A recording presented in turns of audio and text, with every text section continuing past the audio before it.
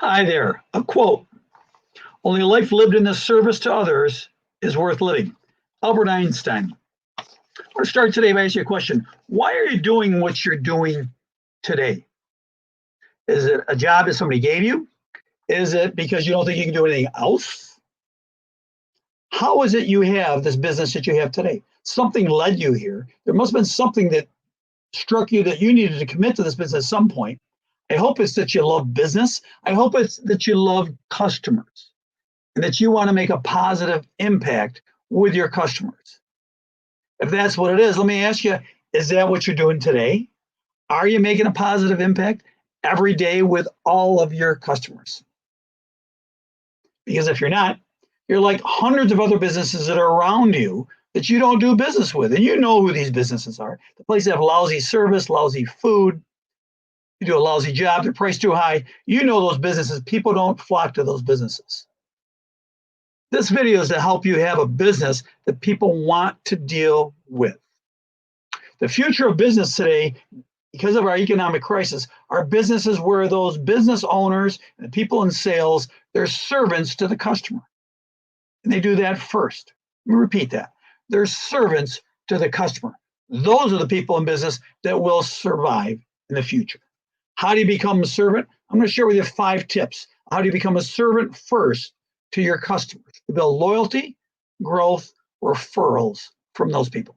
Number 1, you need to change your position, not your physical position, your mental position. You have to actively decide you want to be a servant first to customers, not just to try to sell them, but to take care of them.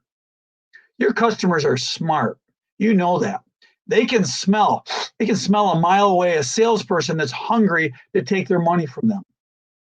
And when that happens, people move away from those type of salespeople. They want to work with people that want to help them. And how can you help them? By asking questions. Asking questions about their needs, their concerns, and their fears. You don't know those answers? By asking them, you're going to know those answers. When you have those answers, they're going to help you in the decision process. A friend of mine, Bill Herlowski, owner of Winning Marketing Systems, Bill offers value first. He's a servant first with his potential customers before he goes for the sale. He helps them with information, helps with their marketing, all before he ever starts talking about selling any products to them.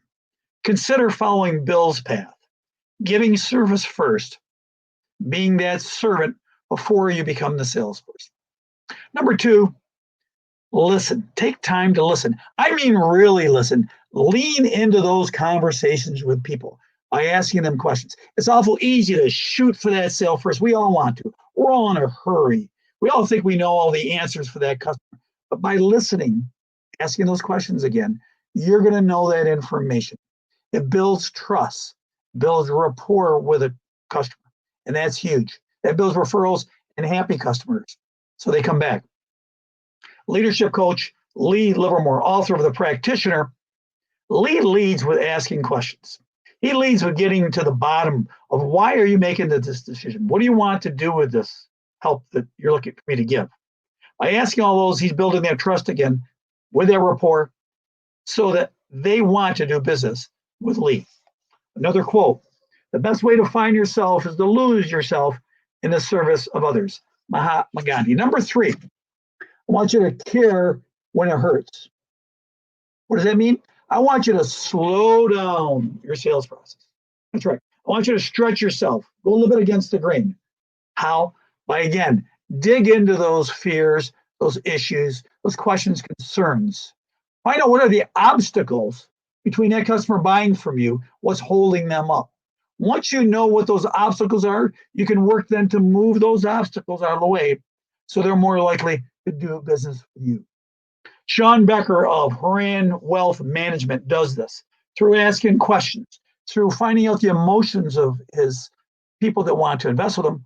How do you feel when you lose money? How do you feel when you make money? What's more important to you? He gets to the bottom of those emotions, and he uses those emotions in a positive way to give those clients the outcomes they want. He builds trust, he bonds with them so that they don't buy from anybody else. They become very loyal customers. How do I know? I'm one of his loyal customers. He does a great job. Number 4, you may not be a good fit for your potential customer. Again, that goes back to those questions. Digging into what are they really looking for. And if you find out that you're not a good fit, you need to be brutally honest with them. This isn't a good fit. Because if you try to fit something in, it doesn't really fit, it's going to come back to bite you. It's going to make a customer who's unhappy. They're going to tell everybody else, and on social media, you don't need that today. Lisa Eklund, she's a life coach, owner of Mindful Equestrian. Lisa shared with me recently of a customer would have been a good sale for her that was trying to fit in with their goals and their ideas and how they want to be coached with Lisa's work. And Lisa could see, she said, Jim, I could see this was not a good fit. Yes, it could take their money, but at some point, this was going to turn sour. It wouldn't be a good deal for either of us. Lisa did give them help, like what Bill does, but then she said to them, here's somebody else I think would be a better fit for you. She passed them on. This turns into a win-win for Lisa because number one, she has somebody that knows she's honest, and this other person has given her referrals, other business. So everybody is happy.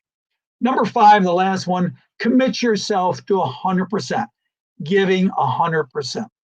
Famous basketball coach John Wooden shared in his biography that one of his players was a star player. He could see this kid was going to go to the NBA.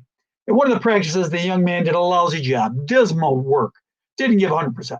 As the young man walked off the court, John went over and tapped him on his shoulder. He said, son, he said, how did you feel you did today? Well, coach, he says, I didn't do so well. Maybe I give you 50% today. Hey, coach, tomorrow I'm going to give you 120%. Wooden smile and says, young man, there isn't any 120%. We only have 100%. And you lost today. That's gone. What are you going to do tomorrow? Of course, the young man said, I'm going to give you 100% tomorrow. He says, good, John. Said to him, because I'm going to give you 100%. If you're not giving you 100%, somebody else be playing on the court. You have to give your customers every day a commitment of 100% of the best service you can provide, not 50%.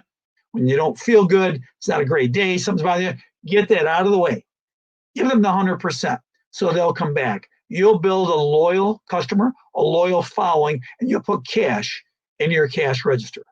Give them that 100%. If you like what you saw today, please comment if you will, share with somebody, throw some questions to me. I'll put out videos, anything that you want to look for and hear about. If you'd like a free half hour of coaching, no charge, no heart strings attached, go on there to blueprintforselling.com, contact me, go to my website. I have a calendar, hook up with a day and time, no charge. I'll give you some help. Believe in yourself. Make the changes you need to do for this year so that you'll succeed. I think you can do it. Thanks for watching.